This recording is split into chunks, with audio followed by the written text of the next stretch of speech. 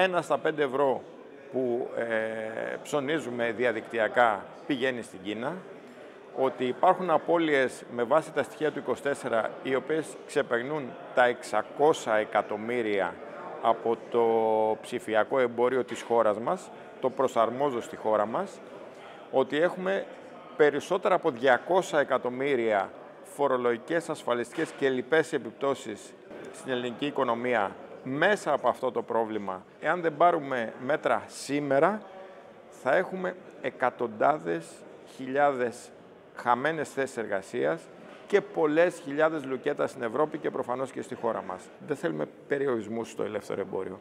Εμείς θέλουμε αυτό που ισχύει για την οποιαδήποτε ευρωπαϊκή επιχείρηση να ισχύει και για αυτές τις εισαγωγές.